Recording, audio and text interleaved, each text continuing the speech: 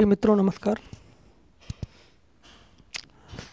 पंच प्रश्नोत्तरी में आपका एक बार फिर से स्वागत है। आइए देखें, संधि करने में कितने पद होने चाहिए। ये पहला प्रश्न आपकी स्क्रीन पर है। संधि करने में कितने पद होने चाहिए? 2, 4, 3 या 1? कितने पद होना चाहिए? तो मित्र कम से कम संधि करने में कम से कम कितने पद होने चाहिए?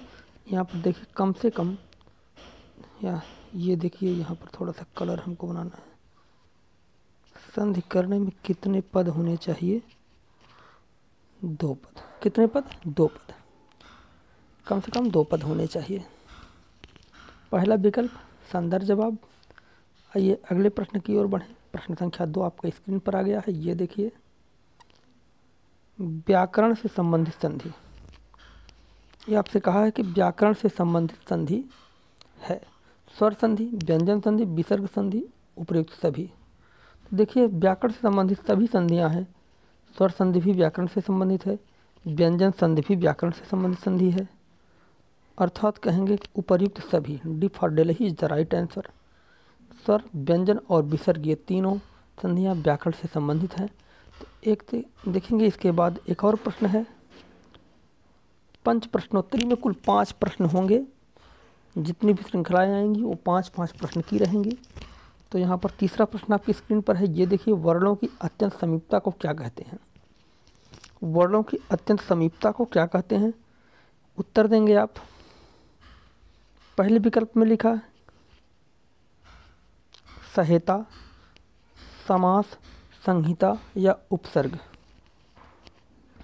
वर्णों की अत्यंत समीपता को भैया देखो क्या लिखा है। एक सूत्र है परः सन्निकर्षः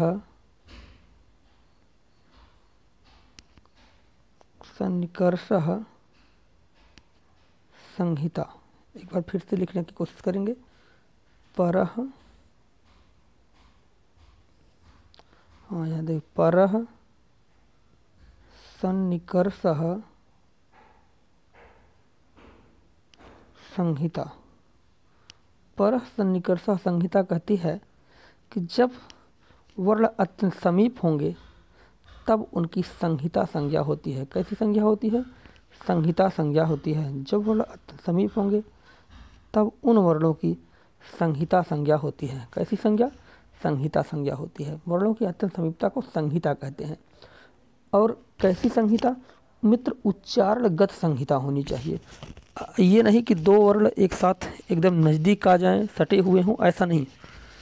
जब 2 वर्ण उच्चारण की दृष्टि से, उच्चारणगत संहिता अर्थात उच्चारण की दृष्टि से एक समीप आ जाएं, तो वहाँ पर क्या कहेंगे? उसको संहिता कहते हैं, अर्थात समीपता कहेंगे। तो वही लिखा है कि वर्णों की अत्यंत समीपता को क्या कहते हैं भैया? संहिता कहते हैं। सी वाला विकल्प, उच्चारणगत संहिता। जैसे विद्या, धन, आलय। विद्या का आ, आलय का आ उच्चारण की दृष्टि में एक समीप आ जाए तो उसकी संहिता, और जैसे ही संहिता होगी आगे संधि कार्य प्रारंभ हो जाएगा। अगले प्रश्न की ओर बढ़े। प्रश्न क्या? ये देखिए, कितने प्रश्न हो गए? 1, 2, 3, 4। चौथा प्रश्न आपकी स्क्रीन पर है। ये देखिए, प्रश्न संख्या 4। प्रश्न संख्या 4 आपकी स्क्रीन पर आ गया है। ये देखिए, जिन शब्दों में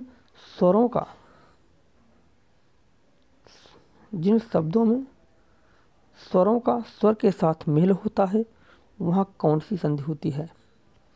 जिन शब्दों में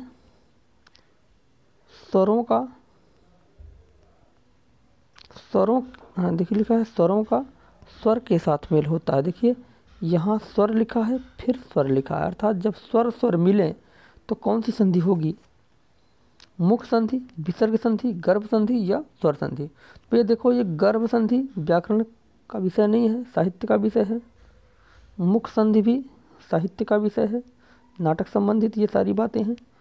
यहाँ पर देखिए, विसर्ग और स्वर दोनों व्याकरण की संधि, जिसमें से जब स्वर आपस में मिले तो वहाँ स्वर संधि होगी। तो ये 4 प्रश्न आपकी स्क्रीन पर है कि चौथा प्रश्न, यानी अब 5वां प्रश्न आपको देखना है। तो एक प्रश्न यहाँ पर देखिए और है, ये आपको देखेंगे, संधि किसे कहते हैं? देखिए यहाँ पर संधि किसे कहते हैं? पदों के मेल को, 2 वर्णों के मेल को, दो वाक्यों के मेल को या उपयुक्त सभी। तो संधि किसे कहेंगे भैया? देखो, पहला विकल्प पदों के मेल को, नहीं। वर्णों के मेल को, बिल्कुल। संधि में भैया वर्णों का मेल होता है। किसका मेल होता है? संधि में वर्णों का मेल होता है।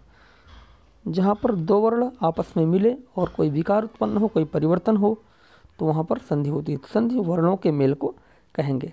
अर्थात यहाँ पर बी वाला विकल्प एक उत्तर बनेगा। तो यहाँ पर ये 5 प्रश्नों की श्रृंखला थी। तो इस छोटी श्रृंखला में इतना ही। मिलेंगे अगली श्रृंखला में आपसे कुछ देर बाद। तब तक के लिए नमस्कार।